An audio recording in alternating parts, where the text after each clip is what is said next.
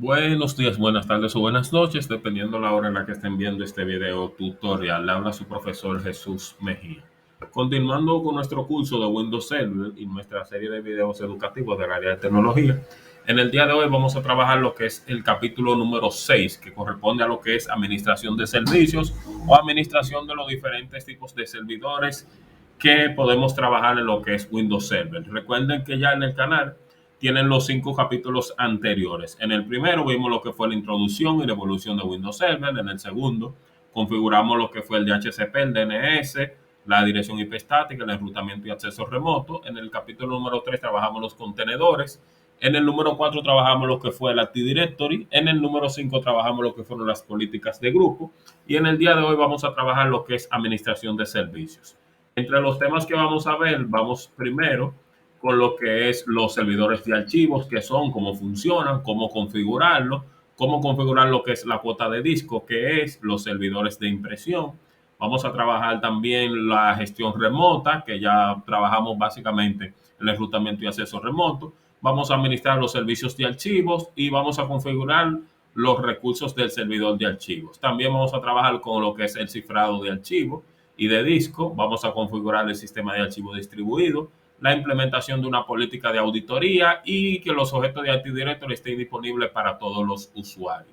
También trabajaremos las soluciones de archivos y almacenamiento, los servicios de archivos avanzados, la implementación del control de acceso dinámico y la configuración o optimización del almacenamiento. Entonces, de estos temas nos vamos a centrar en los principales y lo que más me interesa que ustedes conozcan.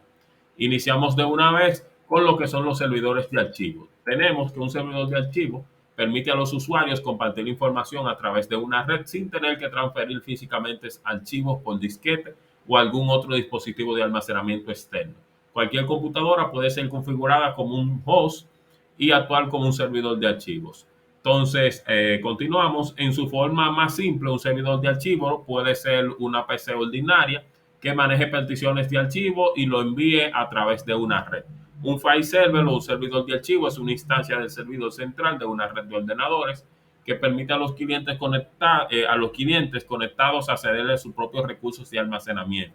Si los usuarios obtienen los correspondientes permisos, pueden abrir las carpetas y archivos guardados en el servidor, así como consultarlos, modificarlos, eliminarlos o subir sus propios documentos. En palabras simples, básicamente, un servidor de archivos nos permite a nosotros ahorrar, no tener que estar pidiéndole al compañero que nos envíe un documento, que nos envíe un archivo, nos envíe una foto. Simplemente configuramos lo que es un servidor de archivos donde vamos a subir todos los archivos que se van a utilizar en la empresa.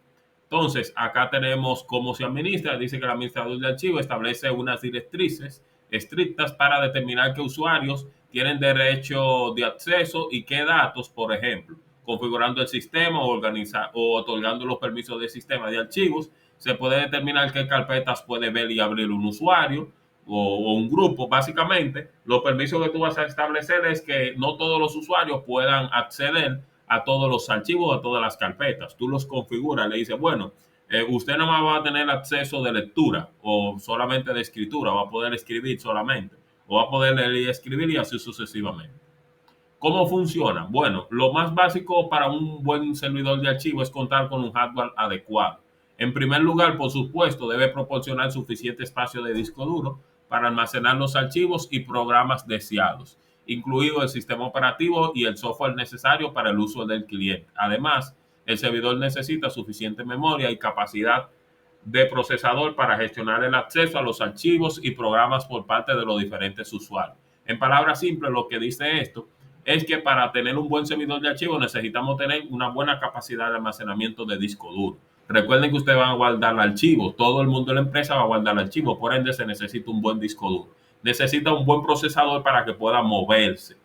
Necesita una buena memoria para que se mueva un poquito rápido, porque ustedes saben que todo el mundo va a estar accediendo al mismo tiempo al servidor de archivos, por ende se necesita buena capacidad de memoria. ¿Cuáles son las ventajas que ofrece? Bueno, las mismas que le estuve mencionando. La organización sencilla del conjunto de archivos. Tú vas a tener todos los archivos de manera centralizada en un mismo lugar, por ende van a estar de manera organizada. Organizada por departamento, organizada por usuarios. Una visualización clara de la estructura, intercambio fácil de archivos, simplemente tiene que acceder al servidor y descargar los archivos que quiere. Evitas errores por diferentes versiones. Como acá todo va a estar centralizado, todos van a tener la misma versión. Por ejemplo, Office 2016, todos van a tener Office 2016 y así sucesivamente. Posibilidad de acceso remoto. Cualquiera puede conectarse remotamente al servidor. Protección y seguridad de los datos. Como todo estará de manera centralizada, solamente el administrador del servidor va a ponerle lo que son las políticas de seguridad. Es decir, va a estar un poquito más seguro que tú tener los archivos de manera, vamos a decir, desorganizada en cada computadora. Tú vas a tener que estar aplicando política a cada computadora, pero si tú lo tienes más seguro en un solo lugar, tú lo puedes controlar. Tenemos lo que son las cuotas de disco. El almacenamiento en disco se puede restringir mediante la implementación de cuota de disco y de esta manera el administrador es notificado antes de que un usuario consuma mucho espacio en disco o la partición se llene. Las cuotas se pueden configurar para usuarios individuales o para grupos. Este tipo de flexibilidad hace posible darle a cada usuario una pequeña porción del disco para que maneje sus archivos personales, tales como correo o informes, mientras que se le permita tener más espacio para manejar los proyectos en los que esté trabajando o cuotas más grandes. En palabras simples, esto lo que dice es que nosotros podemos configurar lo que es el almacenamiento en disco de cada uno de los usuarios. Podemos configurarlo por grupo, podemos configurarlo por usuario. ¿A qué me refiero? Por ejemplo, tu computadora tiene una capacidad de disco duro de 500 gigas a nivel físico, a nivel de software también. Pero nosotros podemos configurarlo para que el usuario de esos 500 gigas solamente pueda utilizar 100 gigas. El disco duro físicamente va a decir 500 gigas, pero a nivel cuando tú entres, solamente te vas a decir que tiene 100 gigas. ¿Para qué se utiliza esto? Bueno, por ejemplo, se utiliza para evitar que los usuarios estén guardando información personal en sus computadoras y estén llenando el disco duro de películas, de fotos, de series, de música, entre otras cositas. Entonces, para eso nosotros configuramos lo que son las cuotas de disco. Los servidores de impresión. Bueno, un servidor de impresión o servicio de impresión a gran escala es un concentrador o más bien un servidor que conecta una impresora a la red para que cualquier computadora pueda acceder a ella e imprimir trabajo sin depender de otra PC para poder utilizar, como es el caso de las impresoras compartidas. Cuando utiliza una impresora de red es muy importante configurar los controladores de manera correcta para poder compartir el sistema del servidor de impresión. ¿Quieres saber cómo configurar un servidor? Aquí más adelante le voy a explicar. Un servidor de impresión permite compartir y utilizar una impresora de manera remota, por lo que te evitarás tener que hacerlo en diferentes impresoras. Su único requisito para funcionar es que la impresora debe estar siempre conectada a la red. Básicamente es lo mismo que un servidor de archivo, lo único que en vez de tener el archivo vamos a tener la impresora. ¿Cuáles son las ventajas que tiene? Se la voy a explicar más adelante, pero la principal es que cuando nosotros compartimos una impresora, la computadora donde fue instalada la impresora principalmente debe estar encendida para que las demás puedan imprimir, las demás computadoras puedan imprimir, pero en este caso no. En este caso, como vamos a tener todas las impresoras en un servidor, va a ser un poquito más fácil. ¿Qué nos ahorramos? Bueno, nos ahorramos tener que ir a cada computadora a instalar la impresora con sus respectivos disque drive, el CD, entre otras cositas. Sino al principio tú vas a instalar todas las impresoras en el servidor y con su respectiva dirección IP fija. Recuerden que las impresoras, cuando trabajamos, todo lo que sea trabajar con clientes necesita tener una dirección IP estática para que siempre se pueda comunicar con la impresora. Es decir, que aquí el único trabajo grande va a ser en principio, tú instalar todas las impresoras en el servidor con sus respectivos nombres, impresora de recursos humanos para ese departamento, impresora de contabilidad, impresora gerencial y así sucesivamente. Entonces, ¿cómo se instala? Se instala como un rol. Así como instalamos el Active Directory, el HCP, DNS, lo van a instalar. Acá en la descripción de este video van a tener los videos de cómo hacer cada uno de estos pasos. Esto es para no extender tanto este. Entonces, tenemos lo que es el cifrado de archivo o el cifrado de disco. Normalmente consideramos que los datos contenidos en los discos duros de nuestros ordenadores se encuentran protegidos por la contraseña de inicio de sesión. Esto es así hasta cierto punto, pero ¿qué ocurre si nos dejamos una sesión abierta y si perdemos o nos roban el ordenador o nuestro disco duro? Los datos contenidos en los discos duros están a disposición de cualquier persona. Bastaría retirar el disco duro de un ordenador y conectarlo a otro mediante un adaptador de disco USB y tendríamos acceso a toda la información contenida en este disco. Es decir, el sistema operativo protege el contenido de nuestro disco mientras está funcionando, pero no cuando el ordenador está apagado o durante el proceso de arranque. Ahí se me fue de esa página, entre otras cositas. BitLocker es una herramienta ofrecida por Microsoft en las versiones profesional y enterprise de su sistema operativo. La versión es Pro, básicamente. La versión Home, que es la gratuita, no lo tiene. Y que permite cifrar el contenido de los discos duros internos, discos de arranque, discos externos y también los pendrive que conectamos a nuestro ordenador. De esta forma, aunque los conectemos a otro ordenador, los datos seguirán protegidos. Básicamente, BitLocker lo que nos permite es cifrar la información que tenemos en el disco o la memoria USB. Así, aunque nos roben la computadora, nos roben la memoria, la información siempre va a estar protegida. Para usted poder configurar BitLocker necesita tener una partición, es decir, necesita tener el disco dividido en varias partes. ¿Por qué? Porque cuando lo estén configurando te va a pedir que guardes una copia de seguridad en otra partición. En el caso de las memorias USB también. Por ejemplo, en mi caso, a mí me gusta mucho siempre cifrar lo que son las memorias USB. ¿Por qué?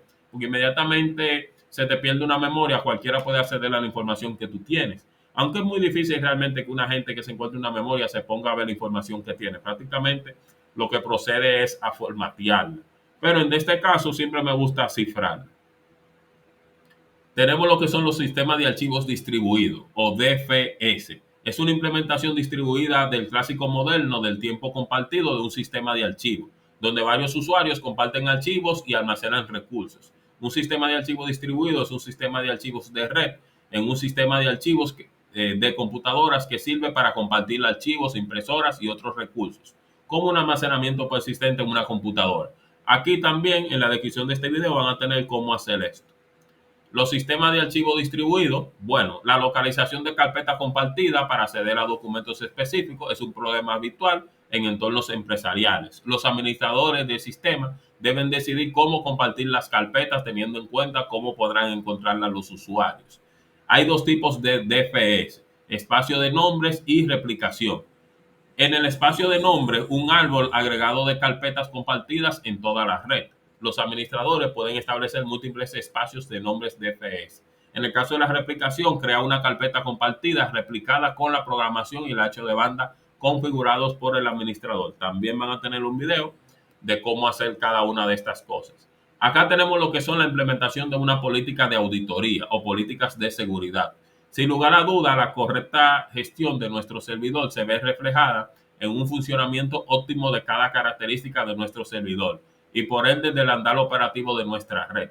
Las políticas avanzadas de auditoría nos brindan la posibilidad de tener un control más centralizado, ya que nos facilitan verificar los sucesos que se presentan en nuestro servidor y poder determinar con mayor claridad qué pasa en el día a día en el mismo. Vamos a revisar lo que son estas tres políticas. Bueno, tenemos las tres principales. La primera, autenticación, proveer una identidad al usuario. Todo personal que trabaja en una empresa debe tener lo que es un usuario. Claro, salvo algunas excepciones como las personas de mantenimiento, la persona, por ejemplo, de los seguridades, de que están fuera, que protegen lo que son las instalaciones físicas. Eso no es necesario darle lo que es un usuario. Pero en este caso, todo el personal que sí requiere un usuario es importante proveerse. En el caso de la autorización, brinde acceso a usuario autenticados. Todo aquel que tenga un usuario debemos darle lo que son sus respectivos accesos. En el caso audición, permite mantener el control sobre los usuarios logueados. Es importante tener un control de todos los usuarios que se encuentran logueados en los equipos de nuestra empresa. Y es muy importante tener en cuenta de esta verificación porque si una persona que ya fue cancelada de la empresa no puede aparecer su usuario logueado. Por eso es importante que inmediatamente una persona se vaya a desvincular o renuncie de la empresa, recursos humanos nos pase los datos para nosotros poder eliminar o desactivar lo que es su usuario. Entonces, en el caso de los controles de acceso dinámico, tenemos que el control de acceso dinámico de AC es una nueva funcionalidad de Windows Server 2012, de la R2 para acá, dedicada a la gestión de los permisos de accesos a los recursos. Esta funcionalidad de servidor permite extender y refinar el control de acceso a los recursos, tradicionalmente realizado mediante los permisos de NTFS, añadiendo controles adicionales tales como directivas de acceso, prioridades personalizadas, expresiones condicionales y otros tipos de notificaciones. En la versión de que se OK, ya ustedes pueden verificarlo. Y básicamente, esos eran los temas que quería que trabajáramos en el día de hoy. Fueron temas muy sencillos, muy fáciles. Recuerden que en la descripción de este video van a tener los pasos de cómo hacer cada uno de estos. Van a tener iba a decir que bienvenido. Van a tener los videos de cómo realizar cada uno de estos pasos. Acá en la descripción van a tener videos de cómo configurar un servidor de archivo, cómo implementar una política de auditoría, o los servicios IPAN también. Van a tener cómo configurar una carpeta compartida, entre otros datos. Entonces, en el capítulo siguiente vamos a ver otro tema sumamente interesante. Entonces, no olviden suscribirse, dar like, activar la campana y dejarme aquí en los comentarios cuáles otros videos quieren que les realice. Muchas gracias, pasen feliz resto del día.